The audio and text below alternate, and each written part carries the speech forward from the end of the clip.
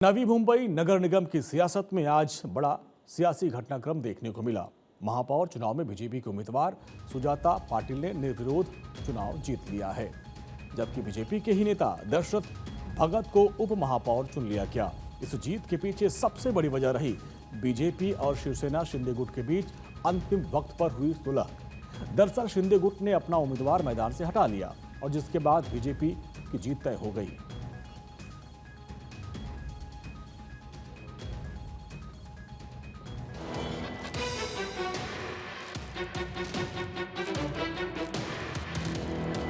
प्रथम नागरिक के तौर पर जो भी काम मुझे करना पड़े, ये 24/7 में लोगों में उपस्थित रह के ये करना चाहूँगी।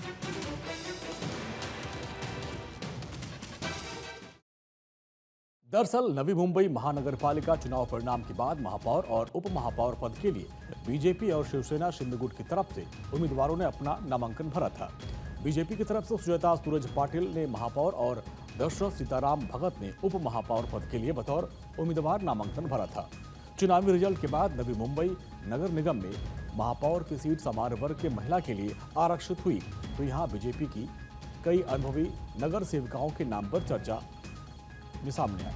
हालांकि गणेश नाइक ने अपने वफादार को महापौर का पद देकर सभी चर्चाओं पर विराम लगा दी। बीजेपी ने सुजाता पाटिल का नाम आगे करके सभी को झटका दिया। नवी मुंबई के नेरुल वार्ड से वो चुनी गई थी। सुजाता पाटिल के पति सूरज पाटिल को गणेश नाइक परिवार का एक वफादार नगर सेवक माना जाता था। सुजाता पाटिल लगातार दूसरी बार नगर सेविका बनी है, जबकि 2 बार से अधिक नगर सेविका नेत्रा शिर्के, शुभांगी पाटिल, माधुरी सुतार, रेखा म्हात्रे को नजरअंदाज कर दिया गया। नवी मुंबई में उम्मीद थी कि यहां बीजेपी को स्पष्ट बहुमत मिलने भी माना जा रहा था कि बीजेपी शिवसेना शिंदे गुट को साथ लेते हुए उप महापौर पद दिया जाएगा, लेकिन इसके उलट फैसला हुआ और बीजेपी ने उम्मीदवारों का नाम भरवा दिया और शिवसेना शिंदे से चर्चा तक नहीं की। अब नवी मुंबई नगर निगम में 111 सीटों में से बीजेपी को 65 और एकनाथ शिंदे की शिवसेना को 42 सीटों पर जीत मिली थी। चुनाव रिजल्ट के बाद ऐसा लग रहा था कि बीजेपी निर्विरोध महापौर बनाने में सफल हो जाएगी, लेकिन शिवसेना ने उसके लिए चुनौती खड़ी कर दी। ज्यादातर चुनाव में बीजेपी और शिवसेना गुट एक साथ चुनाव लड़े थे, कुछ जगहों पर अलग अलग भी लड़े, लेकिन चुनाव बाद एक साथ आ गए। हालांकि महाराष्ट्र की राजनीति में नगर निगम चुनाव केवल स्थानीय स्तर पर मामला नहीं रहता, बल्कि राज्य स्तर की पार्टियां के लिए भी ये शक्ति प्रदर्शन का एक मंच बन जाता है। बीजेपी की इस जीत को एक बड़ा सियासी संकेत माना जा रहा है।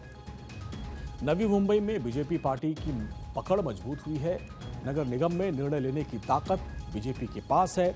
भविष्य में विकास कार्यों को बिना रुकावट के आगे बढ़ाने का अवसर मिलेगा। नवी मुंबई के लिए क्या बदलेगा वो भी आपको बताते हैं। बीजेपी की नई टीम से जनता की उम्मीदें बढ़ गई हैं। अब लोगों को ये उम्मीद होगी कि विकास तेज होगा। सड़कें, फ्लाईओवर, सार्वजनिक परिवहन, smart road, smart traffic system, साफ सफाई, कचरा प्रबंधन सुधरेगा।